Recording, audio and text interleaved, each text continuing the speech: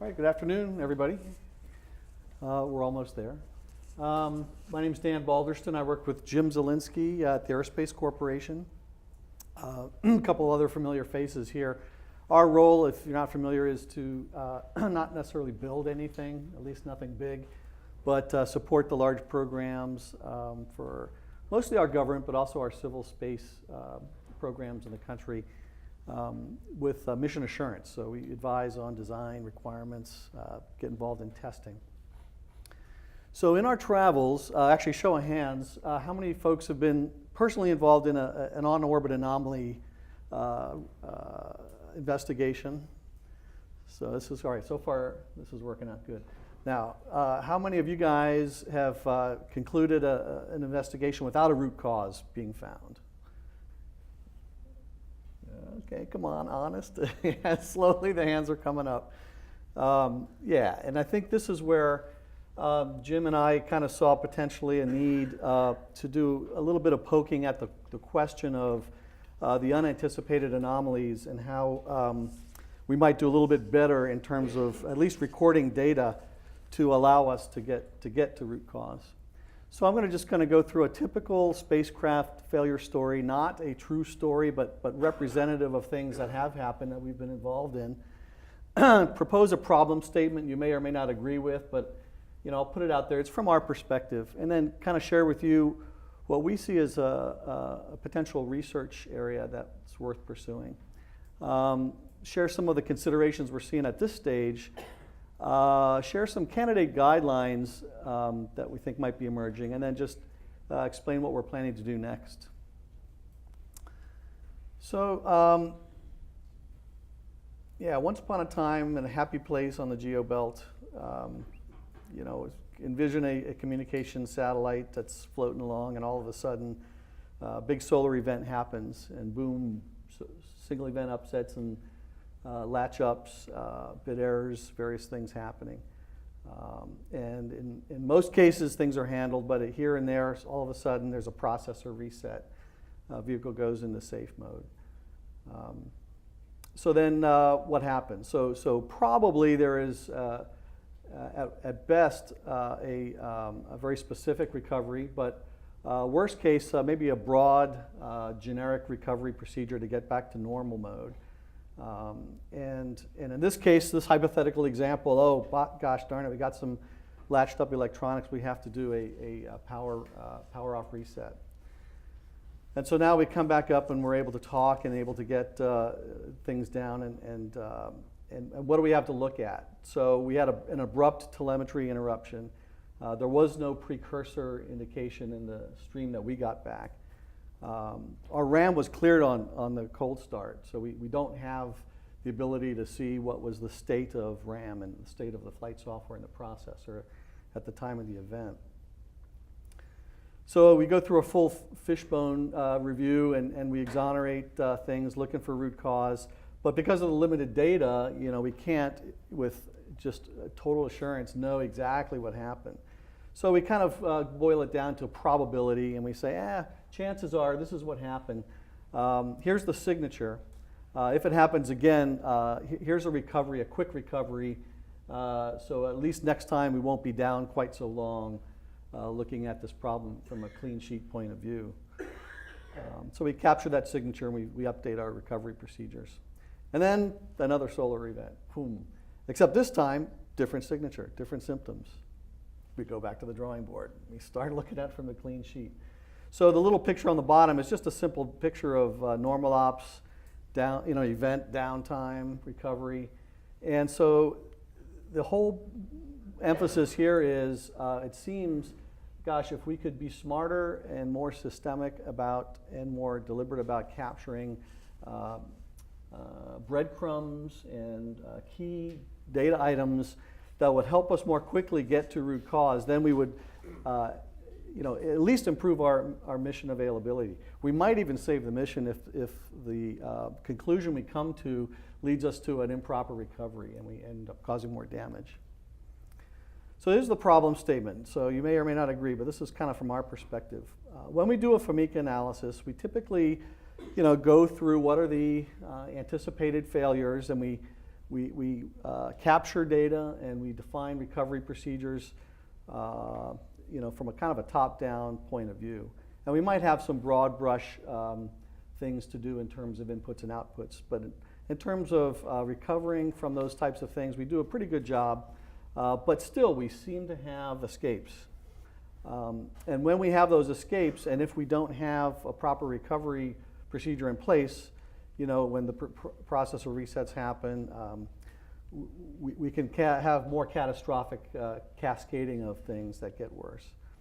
And so when we want to post-event determine root cause, we've got to have high confidence analysis of the conditions prior to that failure.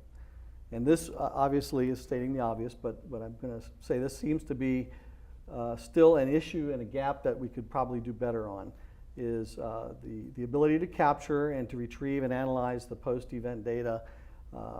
And to support that, what are the flight data recording requirements and capabilities that we ought to employ for the unanticipated faults? And right now it seems there's some companies and some programs and some cultures that do this better than others, but there does seem to be variability, and it does seem to be there does seem to be room for sharing and getting some best practices identified, made generic, and published. So our goal here was to basically do this survey, develop and publish some general guidelines for flight software onboard data recording, for basically to get that forensic data, the breadcrumbs, captured and retrievable and back available to our flight software and spacecraft analysts, for especially the unanticipated and the unexpected anomalies. These are the hard ones. The way we are approaching this now, and we kind of have just done this as a pilot, kind of just sticking our head in the door and looking around, but what are some, get our hands around, what are some of the more frequent events that happen? And it does seem like the abrupt flight processor reset is kind of more common, and although there have been misbehaving components on a data bus, a couple of episodes that we've personally been involved in. But what are some of the unexpected and unanticipated events that seem to be more common than others? Looking at real-world anomalies, trying to both see the successful and the unsuccessful recoveries and what are the lessons learned. And then who's got the good guidelines that have been leading to success, and then who could share those, and can we kind of compile those? And I mentioned processor, but really at any level, really, if there is an unanticipated error that jeopardizes the mission and there aren't enough evidential data capture that's available to the analysts, we don't want to ignore any of the other levels of the spacecraft architecture. Risk classes. So we deal with a spectrum of risk classes, and so of course our nuclear warning satellites are incredibly important. I'm sure human spaceflight, very, very important. A university CubeSat, maybe it's important to the research student, but in terms of risk posture, there's a spectrum of risk classes that have to be considered.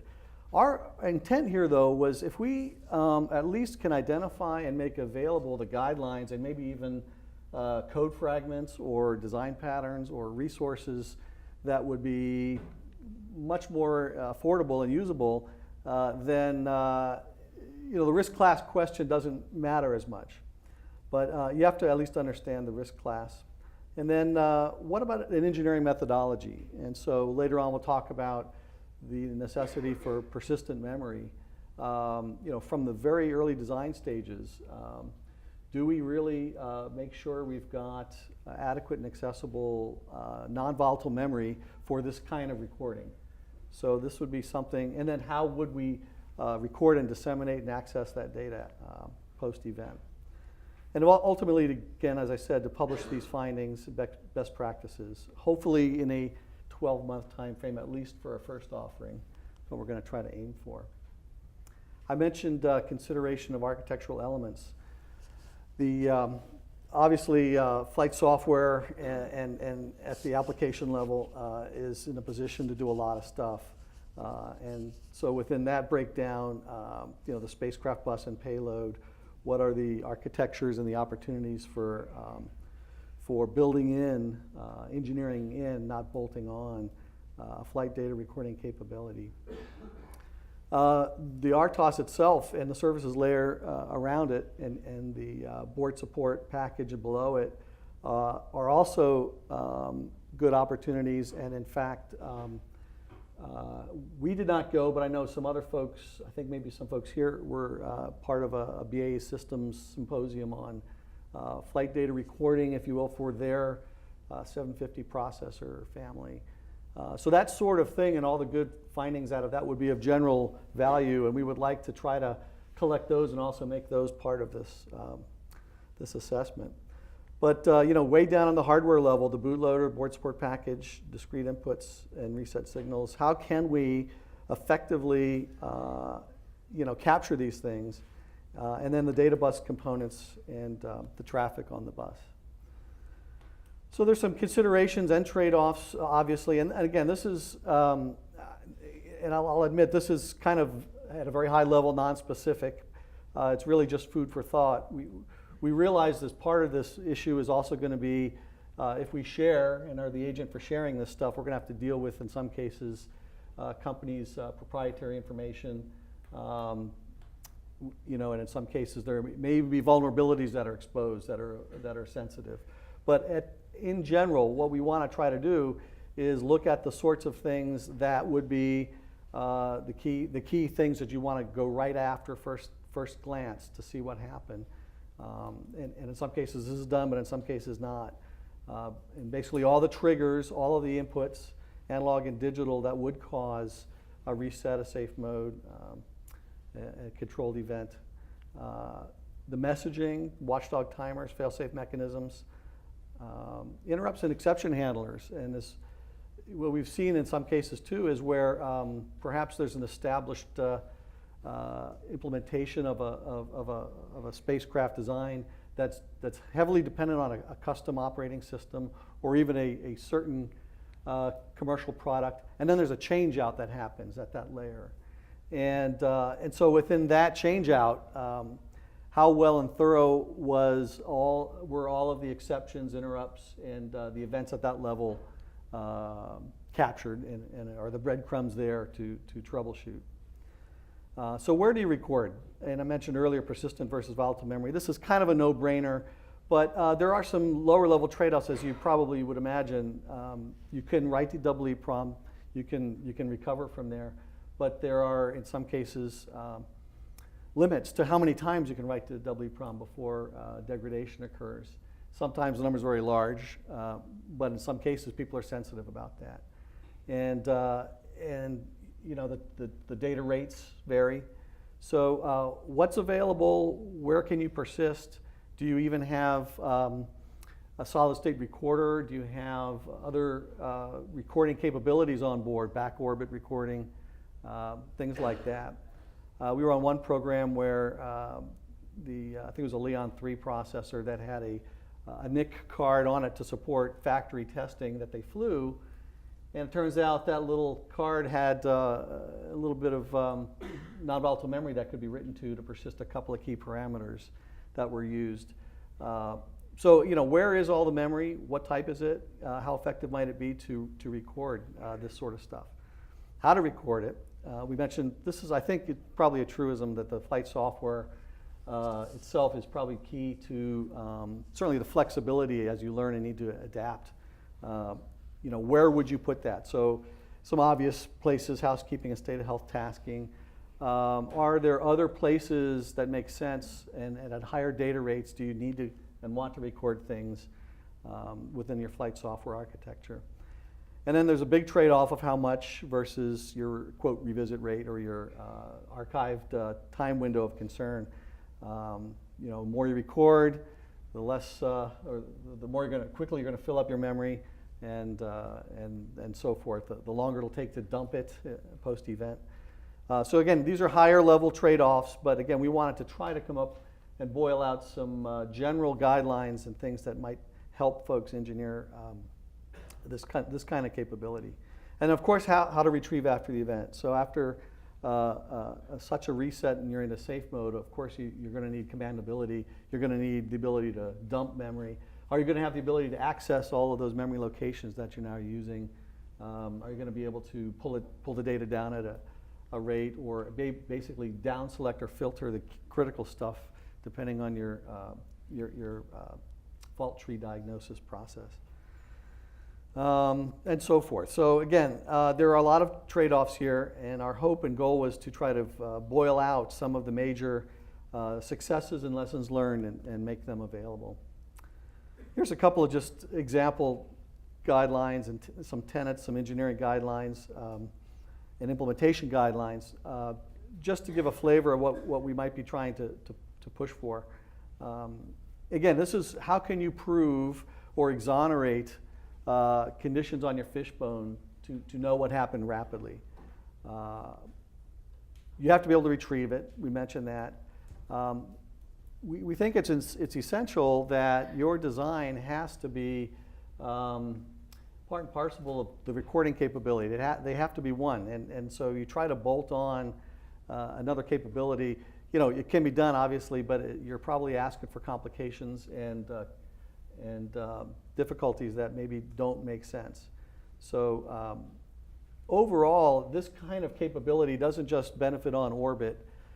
This is the kind of stuff you're probably going to want to have as you're doing your software qual testing and your outload testing.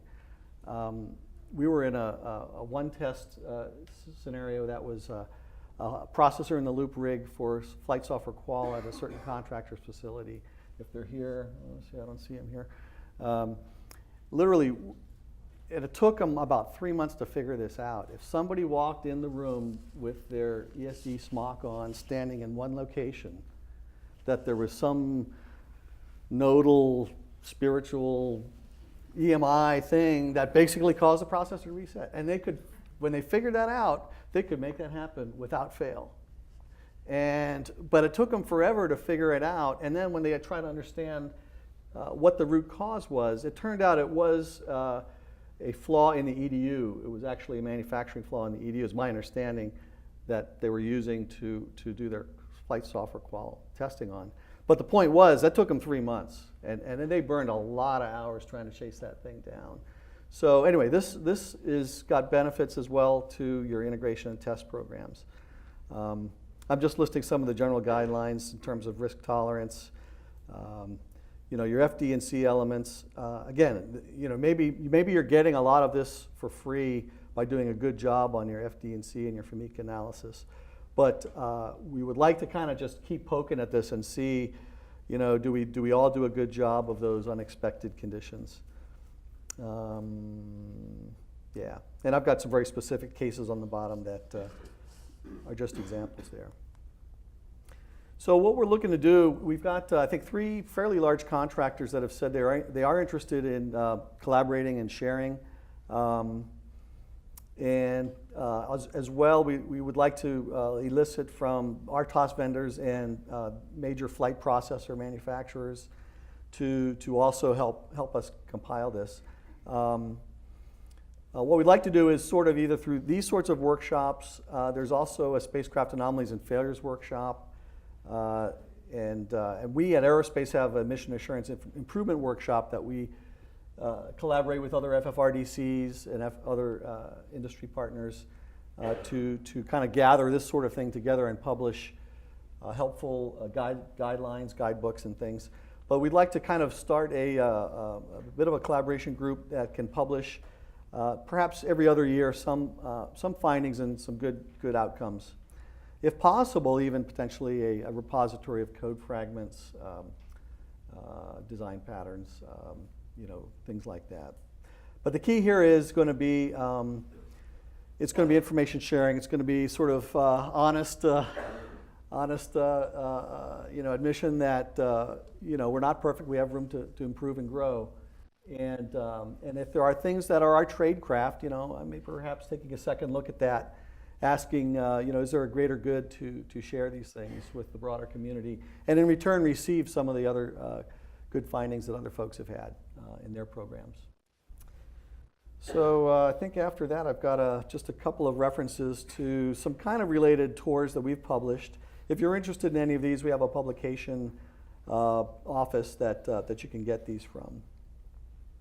And I believe that's all I have. Any questions?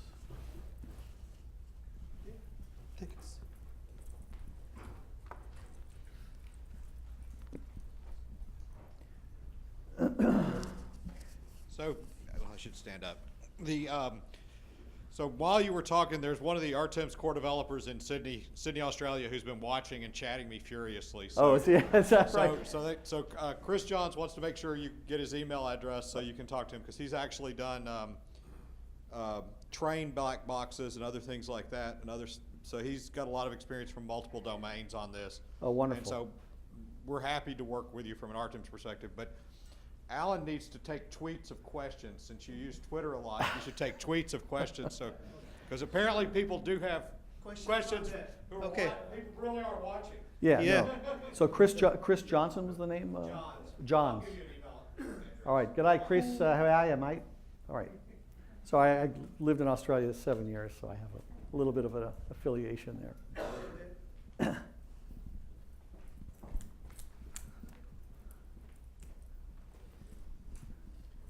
Yeah, my name is Mike Aguilar. I work for the NESC. Some of the comments I'd like to, first of all, I really like the idea of trying to capture some of this stuff, because I think some of the low-level stuff is stuff we need to capture. Thank you. We use safe object libraries at times that we are very secure with. I'd love to see something where we had an example code of instrumented interrupt routines for particular, some of the processors we actually use. I'd also like the team here, or the entire group, to think about, we are very pedantic, and I'll use the word pedantic then, and I hope I use it right, about fly as you test as you fly kind of idea. But sometimes that, at least in my experience, that bites you when you're doing your integration and test, and the only interface you have is your very narrow telemetry and command interface to do your debugging. I think maybe we need to review some of that, where we leave either a high-speed interconnection or a JTAG or something else available to you while you're doing integration and test, so that you're not stuck doing test like you fly and it bites you because you're not closing up that interface at that time. Sometimes I think that's a negative. Third, we also have a rule at NASA where you have a certain margin that you're supposed to meet at certain PDR, CDR levels of entertainment. It might be, it is going out, right? The one thing I'd like to see there is a little relaxation, where your amount of code at particular CDR and whatever can be eaten up by more debugging code that you remove later on. Meaning, allow yourself to have margin for the code you're going to fly, but populate your interrupts and those critical efforts with debugging information. Maybe you don't meet margin, but that you can relax that. A lot of people don't like to put the tracking information because it eats in your processor speed. So you instrument your interrupts, and all of a sudden you're concerned about not meeting throughput. But I've just seen too many programs and projects get eaten alive because they don't support this on the ground. Right. And then they may not fly it because they may have other constraints. But No, I think that's the first place to start. But I thought it was very good. Well, thank you. A couple of go back comments.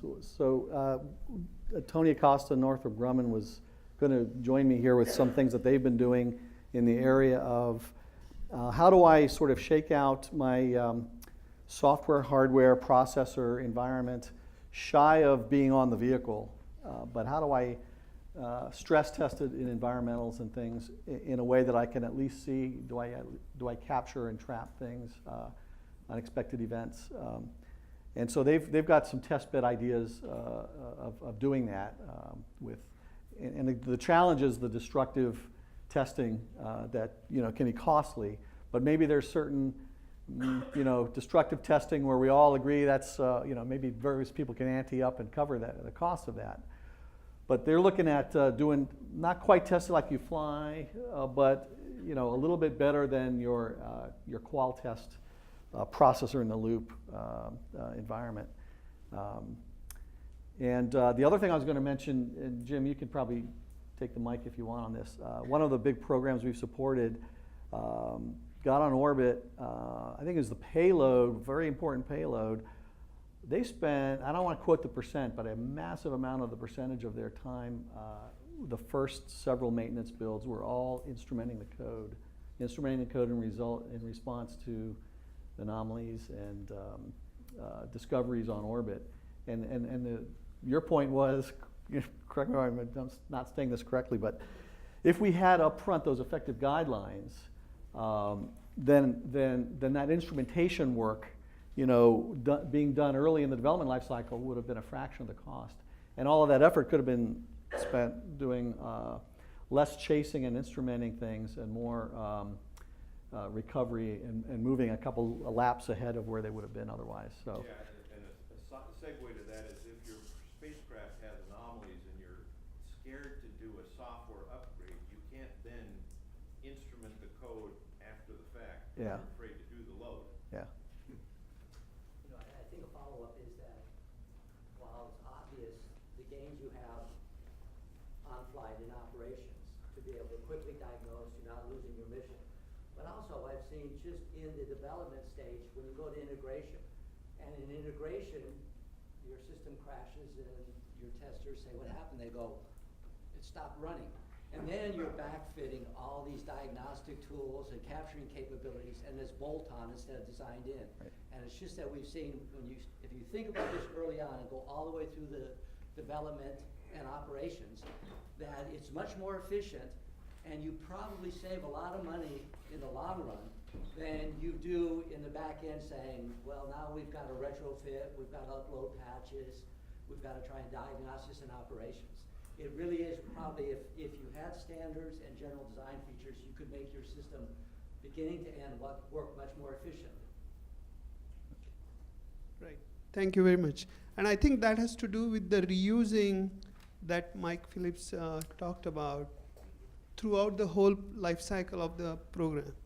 Thank you. Anybody else? Very good. Thank you. Thank you. Thank you.